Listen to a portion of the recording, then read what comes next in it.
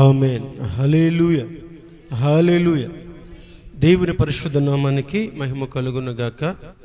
కూడి వచ్చిన మీ అందరికీ నా హృదయపూర్వక వందనాలు. దేవుడు మిమ్ములను మీ కుటుంబాలను దీవించును గాక. ఆమేన్. హల్లెలూయా, హల్లెలూయా. కొద్ది నిమిషాలు చాలా క్లుప్తంగా కొన్ని మాటలు ధ్యానం చేద్దాం. ఈ 21 రోజు ఉపవాస ప్రార్థనలో పాలు పంపులు పొందడానికి వచ్చిన మిమ్మల్ని అందరినీ దేవుడు దీవించునుగాక. ఈ పూట కొన్ని మాటలు ధ్యానం చేద్దాం. ఈ 21 రోజు ఒక్కొక్క అంశం నిమిత్తం ధ్యానం చేసుకుంటూ వెళ్దాం.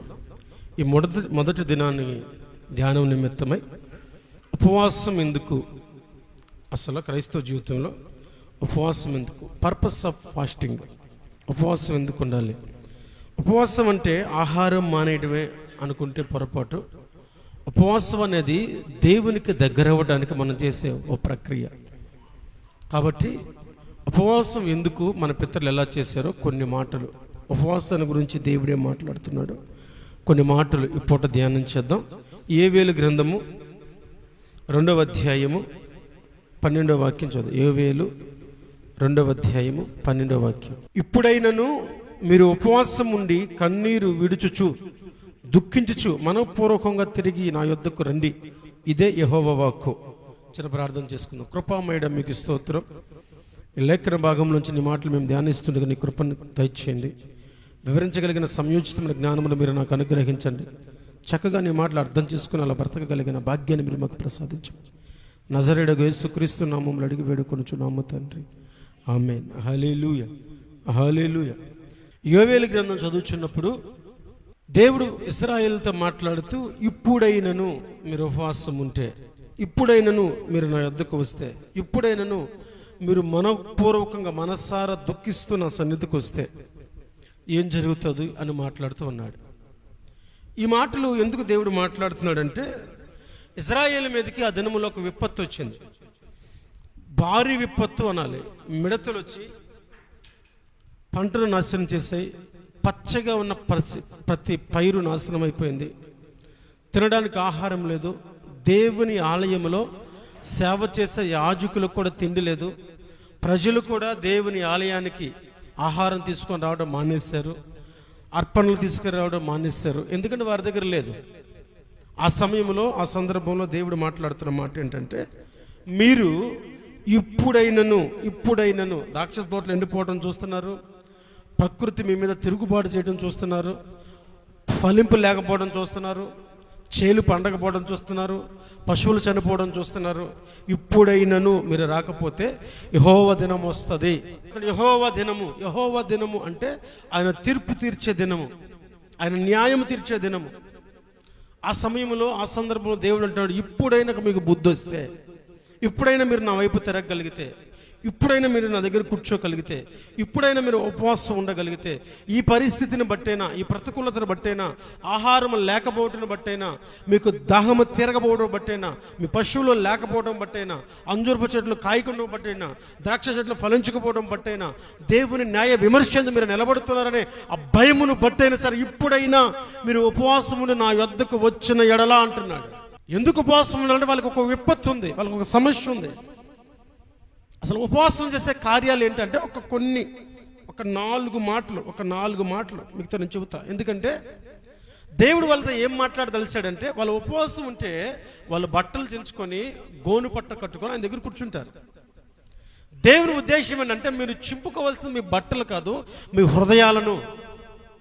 ఉపవాసం అంటే మీ బట్టలు చింపుకోవటం, మీరు బూడిద పూసుకోవటం, మీ ముఖాలు వికారంగా చేసుకోవడం కాదు. ఉపవాసం ఉంటే మీరు చింపుకోవాల్సిన మీ వస్త్రాలు కాదు, మీ హృదయాన్ని అని మాట్లాడుతూ దేవుడు అంటున్నాడు, ఇక మీదటైనా ఇప్పుడైనా మీరు వచ్చి కూర్చుంటే అంటున్నాడు. ఉపవాసం ఏం చేస్తుంది అంటే, మొదటిగా ఉపవాసం మనల్ని దేవునికి దగ్గరగా చేస్తుంది.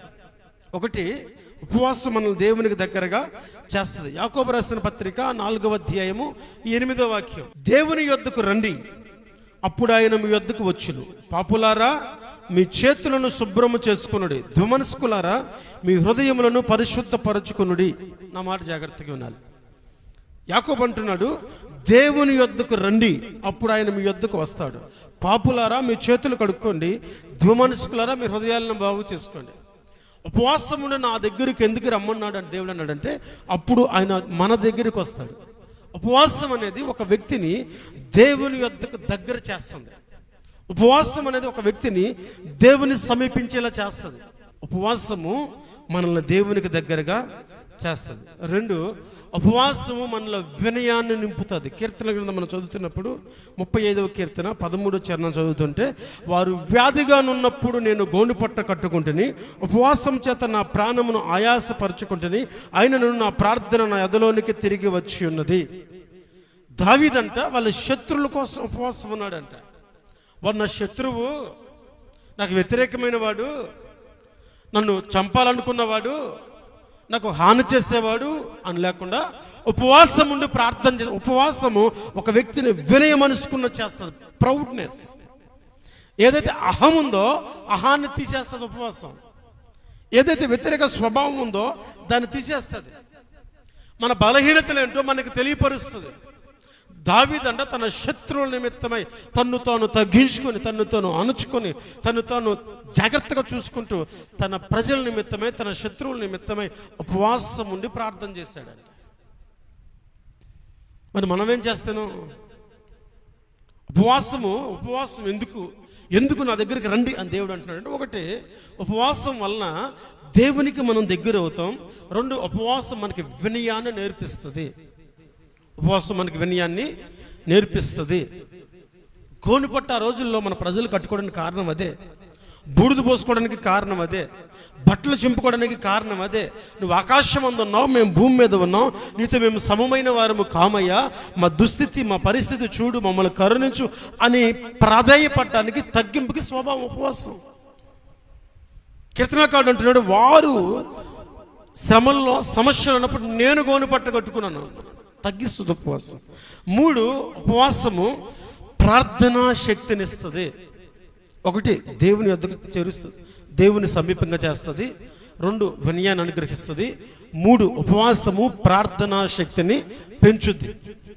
ఉపవాసం ఉండేది ఎందుకు? మనం ఏదైనా ఒక కార్యం కావాలి కాబట్టి ఉపవాసం, ఏదైనా ఒక కార్యం జరగాలి కాబట్టి ఉపవాసం, ఏదైనా ఒక సమస్యలో పడ్డాం కాబట్టి ఉపవాసం కాదు. దేవుని వాక్యం అంటుంది, ఉపవాసము ప్రార్థనా శక్తిని పెంచుద్ది. మనము మత్తయి సువార్త 17వ అధ్యాయము 17వ వాక్యం చదవండి. మత్తయి సువార్త 17:17. అందుకు యేసు, విశ్వాసం లేని మూర్ఖతరము వారులారా, మీతో నేను ఎంతకాలం ముందును ఎంతవరకు మిమ్మల్ని సహింతును, వానిని నా యొద్దకు తీసుకురండి అని చెప్పాను. యేసుప్రభువు దగ్గరికి ఒక తండ్రి తన కుమారుని తీసుకొచ్చాడు. అంతకుముందు శిష్యులు వద్దకు తీసుకొచ్చాడు. శిష్యులు ప్రార్థన చేశారు, కార్యం జరగల. యేసుప్రభువు దగ్గరికి వచ్చి, నేను తీసుకొచ్చా, నేను శిష్యులకు అప్పగించా, వాళ్ళు ప్రార్థన చేశారు, వాళ్ళకేం కాల, చేతకాల, నీకు చేతనైతే నాకు సహాయం చేయని అడిగాడు. అప్పుడు యేసుప్రభువు ఒక మాట మాట్లాడుతుంటాడు, నమ్ముట నీ వలనైతే అన్నాడు. నీకు నమ్మకం ఉంటే జరుగుద్ది అన్నాడు. కార్యం చేశాడు, అయిపోయింది. వాళ్ళు తిరిగి వెళ్ళిపోయిన తర్వాత శిష్యుల వైపు చూశాను అంటున్నాడు, విశ్వాసం లేని మూర్ఖతరము వారిలో ఎంతకాలం ఉండాలి?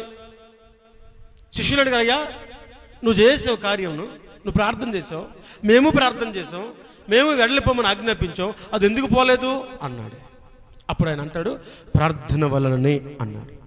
కింద మనం పుట్టినోట్లో చదివితే అక్కడ చాలా జాగ్రత్తగా మెన్షన్ చేశాడు, ఉపవాస ప్రార్థన వలన అని.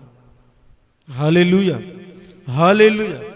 ఉపవాసము ప్రార్థనా శక్తిని పెంచుద్ది. ప్రతి దినము రాత్రిపూట ఆయన కొండకెళ్ళి ప్రార్థన చేసేవాడు. ప్రతిరోజు ఒలీవ కొండలో రాత్రి అంతా ప్రార్థన చేస్తూ ఉండేవాడు. వేకువన దేవుని పరిచర్య చేస్తుండేవాడు. ఉపవాసము దేవునికి దగ్గర చేయటమే కాకుండా, ఉపవాసము వినయాన్ని నేర్పించడమే కాకుండా, ఉపవాసము ప్రార్థనా శక్తిని పెంచుద్ది.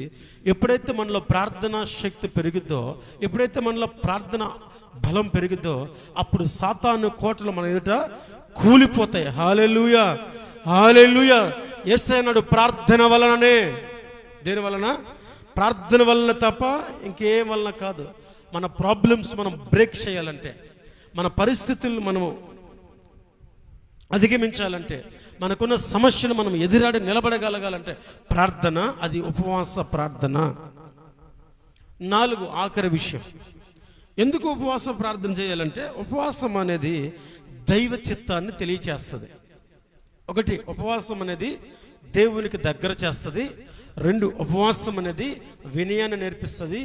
3 ఉపవాసం అనేది ప్రార్థనా శక్తిని పెంచుద్ది.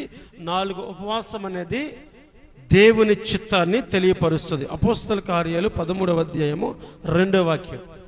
అపోస్తల కార్యాలు 13:2. వారు ప్రభువుని సేవించుచు ఉపవాసం చేయుచుండగా పరిశుద్ధాత్మ నేను బర్నబాను సౌలును పిలిచిన పని కొరకు వారిని నాకు ప్రత్యేక పరచులని వారితో చెప్పాను. జాగ్రత్తగా ఉన్నాను. ఎందుకు నేను త్వరగా ముగించదలిచానంటే ఎక్కువ ప్రార్థనలో గడుపుదాం. ఉపవాస ప్రార్థన అంటే ఎక్కువ ప్రార్థనలో గడపాలి. యేసుప్రభువు వారు చనిపోయి తిరిగి లేచి వెళ్ళిపోయిన తర్వాత అపోస్తలులు పరిచర్య చేస్తున్న కాలంలో వారు ఉపవాసం ఉండి ప్రార్థన చేస్తున్నప్పుడు పరిశుద్ధాత్మ దేవుడు వారితో మాట్లాడుతున్న మాటలు ఇవి. పౌలును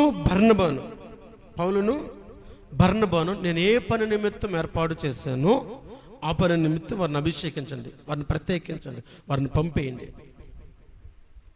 ఇంతకాలం ఎందుకు మాట్లాడలే దేవుడు అంటే, ఇంతకాలము వారు ఉపవాసం ఉండి ప్రార్థన చేస్తున్నారు కానీ రకరకాల విషయాలు బట్టి ఉండుండొచ్చు.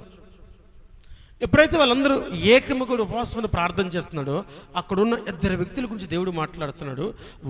వారి ఎడల నాకు ప్రత్యేకమైన ప్రణాళిక ఉంది, ప్రత్యేకమైన ఉద్దేశము ఉంది, ప్రత్యేకమైన తలంపులు ఉన్నాయి, ప్రత్యేకమైన ఆశలు ఉన్నాయి, ప్రత్యేకమైన తీర్మానాలు ఉన్నాయి. కనుక మీరు ఏం చేస్తారంటే, నేను ఏ పని నిమిత్తం వారిని ఏర్పాటు చేశానో ఆ పని నిమిత్తం వారిని విడిచిపెట్టేసేయండి, వారిని ప్రత్యేకించండి. ఈ దేవుని చిత్తం వాళ్ళకి ఎప్పుడు బయలుపరచబడిందయ్యా అంటే వారు ఉపవాసం ఉండి ప్రార్థన చేస్తూ ఉన్నప్పుడు. ఎందుకు ఉపవాసం ఉండాలి? What is the purpose for fasting అంటే, దేవుని వాక్యం అంటుంది ఉపవాసం ఉన్నప్పుడే దేవుని మనకు సమీపిస్తాడు, ఉపవాసం ఉన్నప్పుడే దేవుడు నీకు వినయాన్ని నేర్పిస్తాడు, ఉపవాసం ఉన్నప్పుడే నీ ప్రార్థనా శక్తి పెరుగుద్ది, ఉపవాసం ఉన్నప్పుడే దేవుని చిత్తము నీ ఎడల బయలుపరచబడుద్ది. మన పితరులు ఉపవాసం ఉన్న తర్వాతనే కొన్ని పనులు ప్రారంభించారు. మనం మత్తయి సువార్త 4వ అధ్యాయము 2వ వాక్యం చదువుతున్నప్పుడు చదవనవసరం లేదు. 40 రోజులు యేసు ప్రభువారు ఉపవాసం ఉన్న తర్వాతనే తన పరిచర్యను ప్రారంభించాడు.